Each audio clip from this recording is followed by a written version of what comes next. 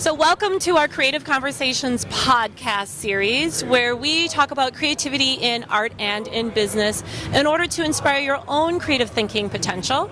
So this is a partnership between the career and culture company, The Brimful Life, and also No Studios, Milwaukee's organization or membership club for artists and creatives. So we are broadcasting live from the FallX Festival here in the Wisconsin Center. I am your host, Beth Ridley, and I wasn't lying when I said I saved the big guns for last, like the heavy hitters for last. I'm super excited about this conversation that we're going to have, and let's get to it. All right, so my two esteemed guests here are Ian McCullah, who is a musician, music producer, and computer engineer. Yep. Fair? Yeah, that's correct. All right, awesome. And then also Chris Messina. So unless you've been living under a rock, you know that this guy invented the hashtag. And if you don't believe me, you should have been at his main stage presentation. And we also filmed it, and you can also Google it. So true facts. Facts. Hashtag facts. Facts. All right, so you guys have like a lot in common, and we'll get to that. But one thing that you do have in common is you're both open source advocates. So we're going to get to that in a little bit. But first, you guys have such interesting, diverse interests and backgrounds that really weave together in your work. I think my little, one or two word bio didn't do you guys justice. So I'm going to give you a little bit of time to explain like what you do or how you explain what you do.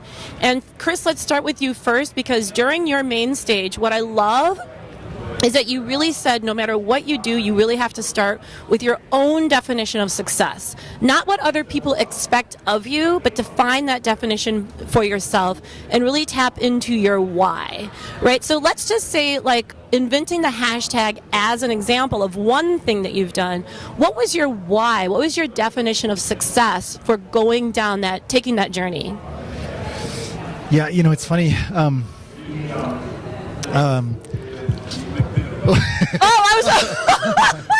Wait. Sorry, Jim. I said, look, everything is good until Jeff says something, and then Jeff said something. It's just that he's in awe. And this is what I said, right? Yeah. Like they Google it and they're like, what? Yeah. How does that even? Okay, back to the show. Go on. I mean, it's like, inventing the seatbelt or something. You're just how does that happen? Well, I guess like what I wanted to say about it, though, is that it hasn't always been clear to me that following my own why or setting my own definition of success was something that I could or should do. Yeah. I think the only reason why I came to that conclusion was by following other people's types of success for so long and not being very good at it, and realizing that most of the things that I'd done that had the most impact were things where I was doing it because of what I wanted to do or what I wanted to see in the world. And so, with the hashtag in particular, and with Barcamp and with co-working and some of these ideas that I think of as either behavioral technology or social technologies, the idea was to sort of, I'm this strange person that has always struggled, I think, to like fit in socially. And so at a young age, I learned to adapt myself to my social environments, which meant that I observed people a lot. And I observed what they said and what they talked about, and also how they behaved. So the behavior told me more about what they were trying to do than what they would say.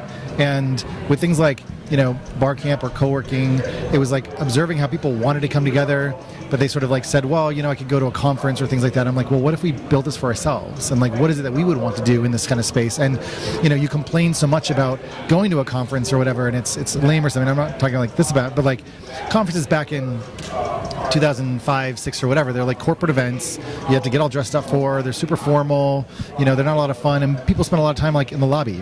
It's like, well, if you made the lobby part of the experience like the primary part of the conference, maybe that's more fun. And so if you design an event around that, then suddenly people are having the experience that they want, and they're not having to like pretend to do something else. So yeah. I think in so many ways for me, it was like realizing that I was sort of putting on other people's clothes to like, succeed in the way that they were describing success looked like.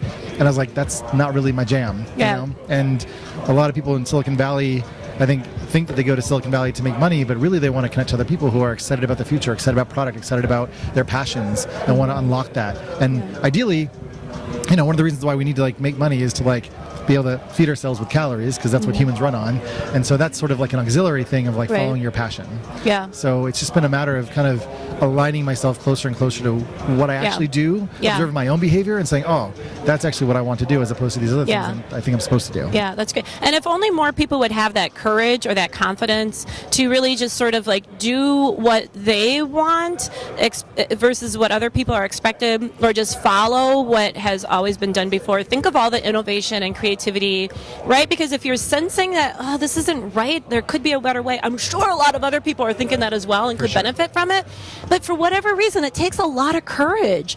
And as Ian know, I have a podcast where I interview a lot of people, adults, usually later in life, who get so fed up with the career that they're in because it was not really the career that they wanted, and they have to make bold and really big steps in order to course correct that. And so, but I do appreciate the fact that you said that you weren't like wired that way, that you had to work through that. That was your own journey. I think a lot of people can relate to that. So if anybody's listening who can get some courage to kind of like go for it, and I think if you're really passionate and authentic about it, I mean, a lot something of it is good will like, happen in the end. I mean, I keep forgetting like how much people still drive their own cars if they do, because like we're on the verge of autonomous vehicles. But like, if you've ever driven like stick, it's sort of like, keeping yourself in like first gear and never getting like out of that. And that's what it felt like most of my career was like. And so once I realized that I had these other capacities, these other abilities, but that they weren't aligned with the kind of corporate structures that existed, because they weren't made for me.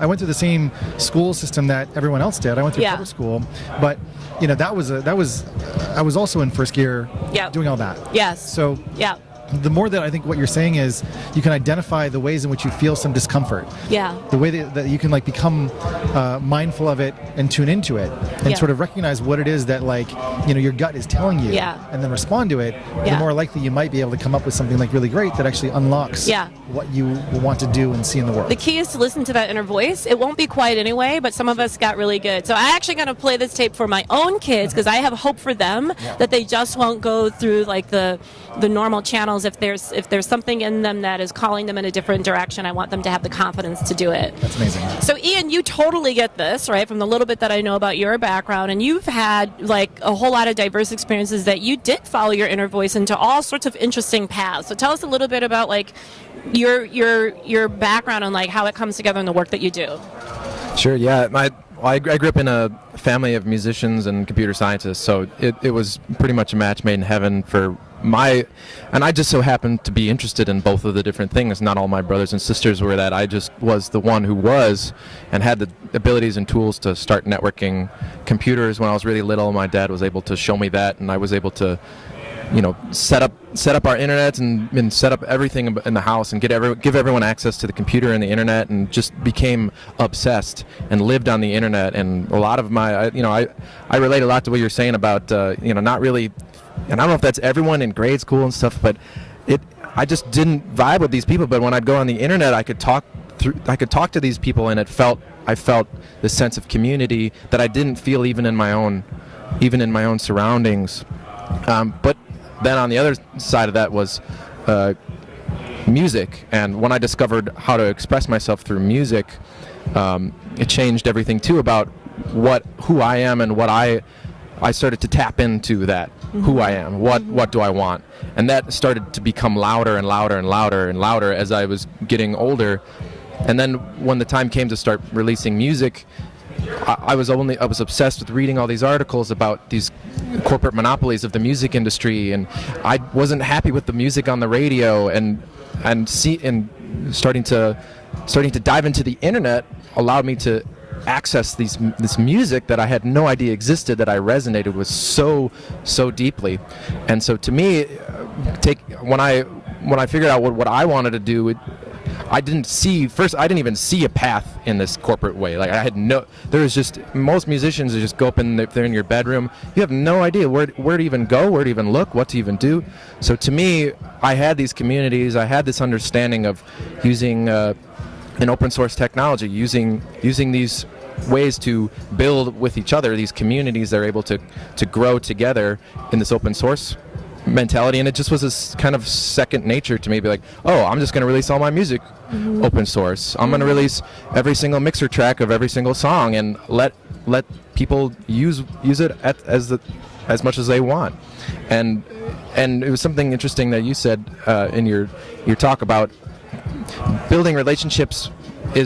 That's if you're defining your success by building relationships, but not only that, but investing in other people's. And so to me, when I have filmmakers that come to me and they say, thank you so much for music to use, I've been able to create this piece of art that I am so happy with, but the only way I could have made it was using your music. To me, that is the most fulfilling moments in my life, when these people have these connections and when I connect with these people.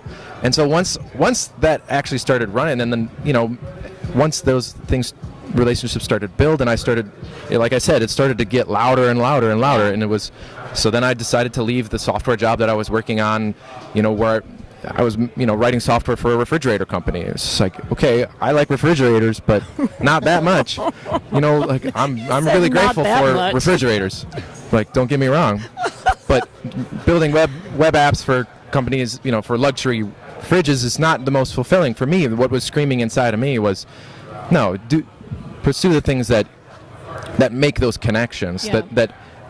And so it's very exciting and very like reaffirming to know that this has happened and this is possible, and this stuff can actually affect people in a positive way, and then can maybe even turn around and help me to help other people again, and then it's just this whole cycle of. So two things that you're both clearly really passionate about, Ron. One is sort of your inner voice and the courage to pursue what you're interested in, and allowing that voice to come forward out into the world. Two, connecting with other people. And I love what you said, which is, Chris, your theme around investing in other people as well, which is at some way foundations or pillars around open source, right? But for those who may not be like totally familiar with that phrase, maybe Chris, why don't you give us your definition of open source, and then Ian, I'll have you build on that. Yeah, I mean, open source largely comes out of like the software development world, and what it was largely, actually the computer industry itself started out in a very sort of free-form kind of way of sharing lots of things. I mean, you can imagine that prior to Microsoft, in a lot of ways, software was almost developed more like jazz, where people who were like, sometimes they were hobbyists, sometimes they were like, working for like an IBM or something during the day, they would come home and they would like hack on this stuff because they were so excited about what was going on. And they realized that they could move much faster as a group of people as opposed to an individual. There's some proverb about moving fast or moving slow, but together and going farther. And so I think open source was very much about that. And also it was just very tedious to write a lot of the software earlier. It was really inefficient. And so sharing code was a way of actually taking the work that someone else had done, and they had proactively put it out there in the world with the permission that other people could use it and then build upon it. And there was kind of like, I would say, a code or a philosophy or part of the culture to then share back that work that you had built upon it back to the community at large. And that was the economics of it. So what the internet unlocks really is an economics of abundance, which is in contrast to an economics of scarcity, which is what the Industrial Revolution was largely built to address. So you go into the world of software, and you can share your work for free, put it out there, or you can put a certain license on it, which basically says, well, I want people to be able to use this, but for these purposes. Yeah. And there's also what's called like a viral license, which means that if you're going to use my work, then you have to share your work in the same way that I shared mine. Okay. There's an aspect of this around copyright called Creative Commons, and it was about articulating a different set of rights that you want to give people downstream from you to be able to build upon your work to create culture. That was like the whole point. So very much like what you were saying was kind of, I think you were following in like the footsteps of like the open source like movement, the open source world, and the validation that you do get from other people using your work or contributing to your work is so much the reward of it. And it's very different than a world which exists around proprietary ideas of software, where you're creating property out of things which are previously abundant or infinite. I mean, the fact that you can trademark an idea is a government way of giving an individual the right to own the use of an idea, Right. or a patent for that matter. Yeah, Right? and by definition, it almost feels like it's limited because you've defined sort of what the outcome or the use is. So I think with open source, you have to be willing to say, I don't know what the ultimate purpose or the use is, but I'm willing to go through the journey, and I'll contribute a little, others will contribute a little, and sort of like collectively we'll see where we end up going. You have to be, I guess, the abundance mindset, right? Well, it's also generative, right? In the sense Yeah. that you don't know how things are going to turn out. Yeah. And so you're building small, simple, what in music might be called like stems, that can be built upon for other people to create new types of interpretations. So if Right. you think about like remixes, like musical remixes, Yeah. those are taking like a core idea or an expression, Yeah. and then layering on or building other parts or subtracting parts. And so software is the same sort of idea. Yeah. And I basically took that idea and applied it to behavior, saying here's an event that is a derivative of the open space model where people just show up and make a schedule. Yep. And here are some other structures that we're going to layer on to address some of the shortcomings of that event model.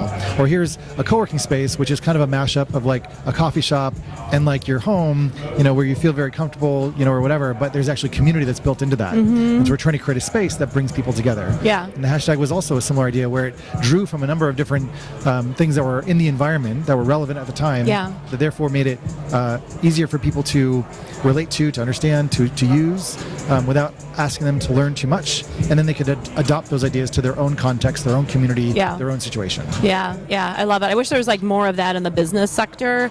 But so Ian, what would you build off of that, or how does open source look in your music? Sure. Yeah. You mentioned Creative Commons, and that was pretty much the pinnacle of when I realized that this is possible, and there are people who have thought of this before. And Lawrence Lessig would start diving down all of what he's done, and it opened my world to what was possible. And then I started to join some small communities of Creative Commons, and to see that whole idea of how people can relate with each other. But I think the idea that I had too was that I grew up listening to a lot of hip-hop sample-based music, and so you're talking about controlling these ideas and controlling these concepts, and the big legal issue with that is controlling these recorded versions of things.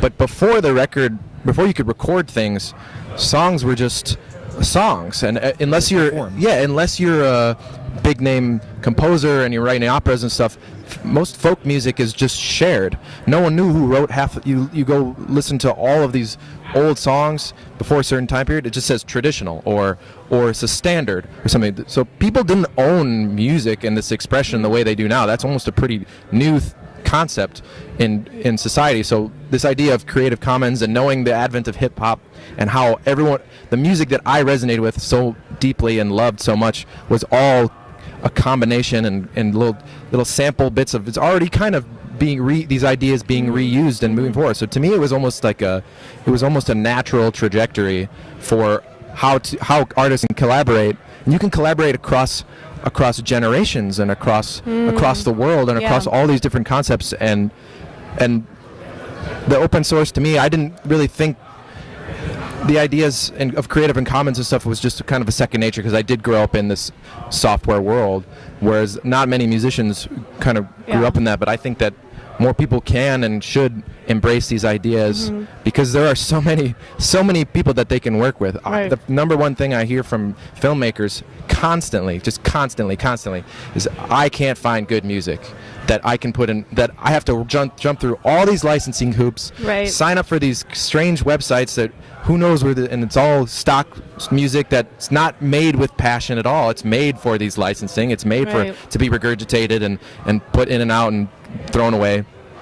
And so there's a huge need for collaboration across media, and the more film and game, there's a huge presence of esports and gaming here, and that's been I love gaming, but it's kind of an eye opener to really like be witness to a lot of that around in this conference. There is my music's been in games as well, like Car Mechanic Simulator 2016, like that.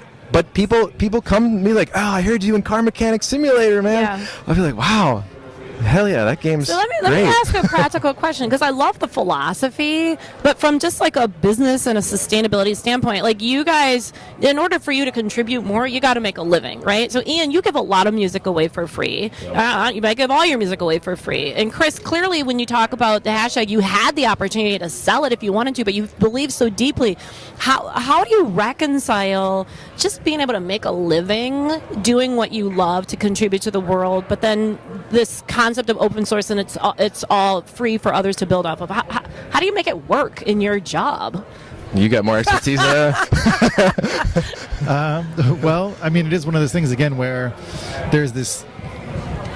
Yeah, it's hard because on the one hand, obviously, you give things away. You're unable to put a gate, which can be like a token gate where someone has to pay you to like use it, which is the licensing thing.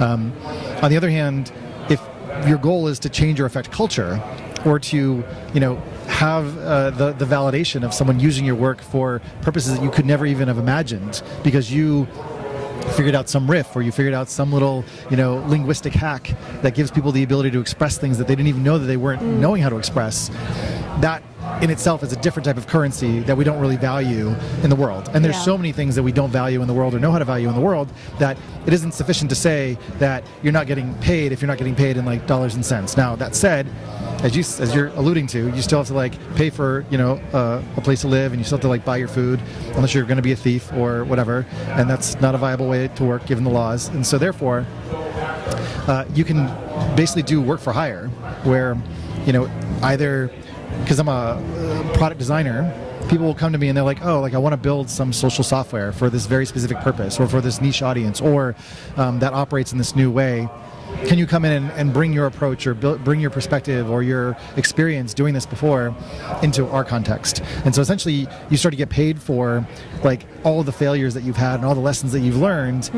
They're paying for your experience. They're paying for your perspective. So that can be consulting. That can be, I've started an AI company and raised money for that. So, and I've also like worked at Google and Uber, and I've gone into places where I've helped and worked on their developer strategy and their developer platforms. So part of it is finding those contexts where you might not do that work like naturally. Like, I'm not just like gonna like give my work away necessarily to Google for free. But if there's some alignment, some way in which my goals and the things that I'm trying to achieve in the world are aligned with, in that case it was Google, then it makes sense to like get a job and to do that. So I think I kind of see how it comes together. So you put it out there, open source concept, you allow others to build off of, but in the process of doing that, you get a lot of just good like experience and learnings. That's a value, so people now want to pay for your experience. Part of it is like putting it out there so that you get the sense that people will pay for it. Because if you're making stuff that isn't any good, or because you're afraid of putting it out there because you think it's not good enough, or you're restricting it to because you think it's so valuable, you're actually like kind of missing the point. Because again, in an age of abundance, it's hard to like the amount of energy and effort it takes to restrict access to things, especially in this like networked economy. You must be an enormous company in order to do that. To like shut things down and to like prevent access. It's interesting to think about like if you use like stickers or GIFs on like Instagram. Like I don't know what the license is for all that content. I know that like Giphy has an amazing business because they're the ones providing that stuff and they're probably doing like the licensing work or whatever. But so much of creative culture now, we just take an assumption that we can just use whatever is out there. And you go to like Google Images, like you use this here, like maybe there's a license on it, maybe there's not. It's sort of like we treat the digital content that's out there in a very similar way to the way that we treat kind of like those like terms of service, like checkboxes. It's like it's there and you're sort of aware of it, but like unless like you're really going to make a lot of money in that other world, which is all the licensing world, then it doesn't really like apply to you. So if you just sort of like lean into that and you put your work out there and it's iterative and it's constantly being developed, and like the freshest stuff is the stuff that people either have to pay for, or maybe it's the back archive, like more and more like Patreon, like people like that, or even like news agencies are charging for access to like historical content, and they're giving away the stuff that's in the free. So like the stuff that's like present. In a way, it's like a kind of like lead gen, but it's also sort of like content production. And it's sharing your perspective and sharing what you can do. And the worst thing I think nowadays on the internet is like people can't find you, they can't see your work, they don't know what you're capable of. They're gonna go to one of like the stock sites, because it's like more reliable even if it's not as good. So part of it is actually building your own reputation by making it Right. yourself. Yeah, which Ian, you've really done. So tell us a little bit about like how do you actually make a sustainable living as a musician, but you're still adhering to like open source philosophy. Luckily, the Creative Commons is fringe pretty much, and when it comes to most intellectual property in general, like so the when I give things in a Creative Commons license, it doesn't restrict me also from giving it in a different license. So unless well, it does if you're going to do exclusive contracts or something, at least in the music industry, you can still give these non-exclusive contracts licensed into these big publishing houses, and they could still sell it, and you can still make money on it. You can still stream it on Spotify. You can still monetize on YouTube. You can still do all these things, but also give it for free. Like people can go to my website or other Creative Commons hubs, and they can download it using those licenses. But the people that are going to use that are going to be the people that need free music or that are looking for that.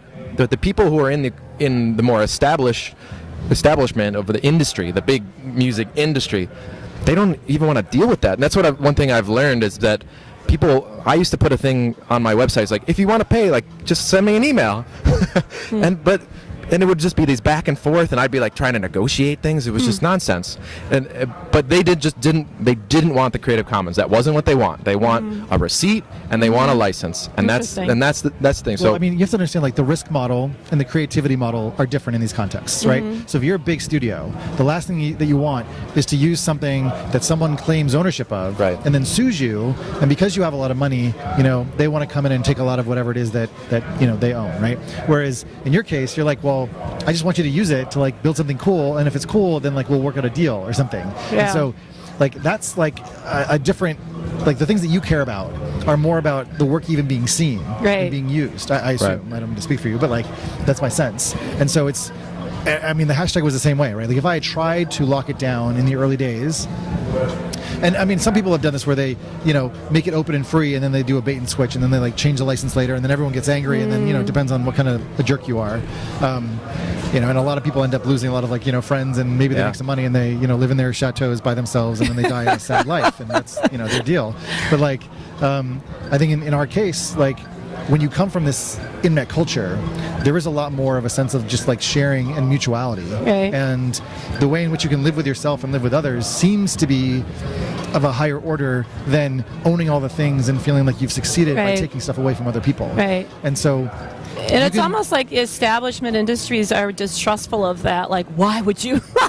Like, there's almost like, no, we'll just pay you because you they're can't playing be a different serious. game. They're playing a different game. And their success is very different. They're looking at, the numbers of zeros at the ends of like their returns or whatever. And they're affecting culture and change. But, I was thinking about like the movie industry, they will find a formula and then they'll replay that formula over and over again. This is what Charles Adler was talking about yesterday from Kickstarter, where it's like, how many Die Hard movies can there be? How many sequels should there be? It's like you found a formula, sure, but how much creativity is really actually happening in that context? And so they're looking at maximizing returns as opposed to maximizing, enjoyment or the flourishing of individual creativity and expression. Yeah, interesting.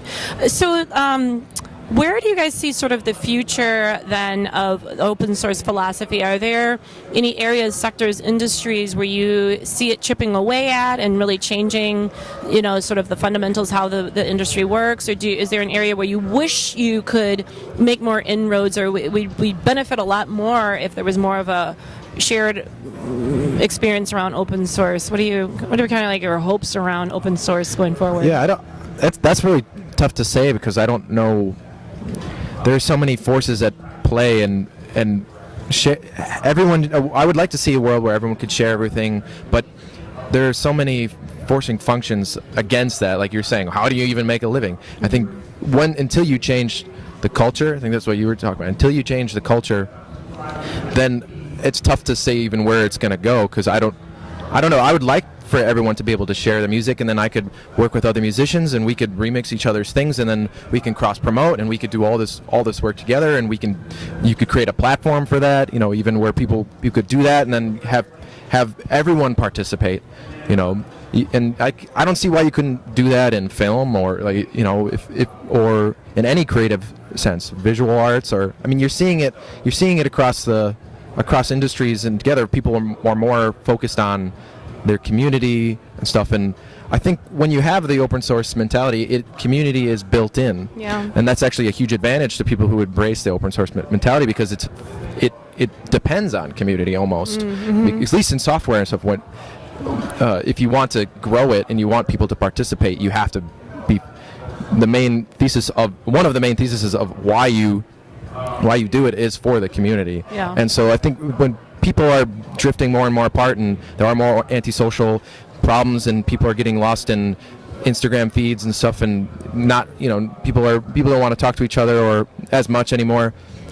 To get people to come together is probably, I think this might be a natural reaction. But I might not have a thumb on the scale, or I might not have a reading of what is going to happen, but I can hope for that. Yeah. Because that's what I'm trying to do. You're saying trying to be the change, trying to let people know this is possible at least. So right now that's like my focus is just to be like, all right, I want to be able to prove this is possible as a musician, prove you can be open source. Not many people even open up the stems, but when they do and they send me something, it's fantastic. And if everyone was able to collaborate together like that, but there are just so many forces against it right now. So I don't. It's hard for me to envision it. Maybe other than maybe a dream, or maybe if I could extrapolate from my own experiences and say, well, now that everyone can have these same experiences. But I don't know. I'd be interested to hear what you say. I think one of the things that you're alluding to is this. It seems like a burgeoning kind of like collab culture, like especially in Instagram. However, the outcomes are largely seem to be around like followers or influence or likes and things like that. These sort of like metrics. Like that's the game that sort of social media is predicated on now, as opposed to, let's say, creative output or cultural output or generating. I don't know what kind of solutions people might want, but I think if you look at like Kickstarter as a place where people go to take cultural ideas and then get funding to then produce those ideas in the real world, those are different types of like collaborative contexts. So one of the things that I think is interesting about what you're saying that the open source software world has solved for are to create a set of relatively straightforward and simple licenses that describe the permissions that the creators want to offer second or third or X generation of people who are going to use these things down the road. And if there was more of that, where you could facilitate the ability to work out an agreement between a set of people about the ways in which they would like their work or support their work being used, that also then can ultimately benefit them perhaps down the road. And then this question of putting your work out there in the open, like for free, doesn't have to become a part of it. You can say, if you would like to use this work and you make money from it, then I would like to get 5% of that or something. Yeah. And I'm not a huge blockchain fan, but like at least conceptually, there are technologies that are starting to be developed that are using that model, where if you can track something in commerce and you can see the number of times that it's been bought and sold, then each time it's bought and sold downstream, you may get a fractional, penny or something. It's similar to the way that Spotify works. So if you put your music or your content on Spotify, every time someone listens to it, you don't get the person's full list Spotify membership fees, but you get a portion of it. And so in a similar way, if every time someone used your stems, you got like some residual check, sort of like universal basic creative income or something, like that might be a way of helping people to feel more free to just create their work and put it out there. And if it does get used, then they're automatically seeing a check show up. Right. And so there are experiments in that world like kind of happening, but it's still, because we still live in this scarcity-minded world where the legal system is set up in that way, it's, I think, hard for people to take that risk and to go down that path. And so it really but does what you require described individuals to do seems that. like a nice kind of like middle ground, or at least a way to maybe ease a little bit closer to open source mindset like than an what we ideologue are about today. It, right? It's more about having choices. Yeah. It's more about recognizing that, copywriting your work, keeping it all to yourself, keeping it secret or private is the only way to, try to like have some big break where then your work gets bought by some big company and you make a ton of money, because it's unlikely to happen. On the flip side, giving away all your work such that you have no income and you're destitute and poor, that clearly also doesn't work, because your human body still needs calories, and so you have to put money in. So I think knowing that there's a flexible set of solutions, right, but those solutions are still not user-friendly enough for the vast majority of people who are creative people, is where there's an opportunity. And Creative Commons sought to make the legal system more enabling of individual creators to have a choice, as opposed to having a big company come in and say, well, this is the contract and you're going to sign it, and you're like, I can't even read this, and it's going to cost me more money in legal fees to get someone to explain it to me than the contract's even worth. Yeah. And so there's this huge imbalance that exists in the marketplace that really shouldn't.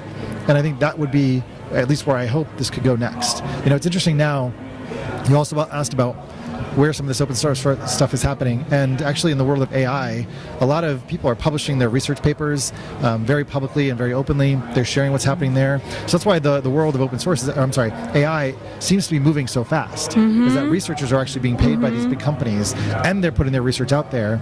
And they're in the academic world, which is really all about, glory and about validation through peer grants. review and grants, right? Yeah. And so you have to publish to get your grants.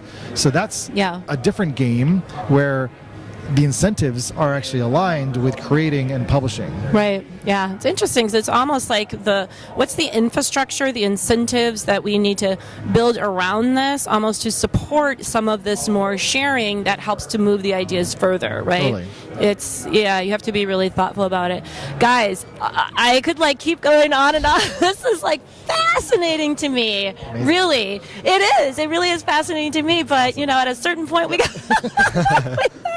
You gotta let go of the process. Yeah, I know, but it's really fascinating. Well, all I can say is thank you for what you do. Keep doing it, because you're going to help to get the rest of us more engaged in this and ultimately contributing to it. And I guess the concept of it all, we don't exactly know where it's going, but you guys are leading the way with just the passion that you have around this, which is really evident and very clear.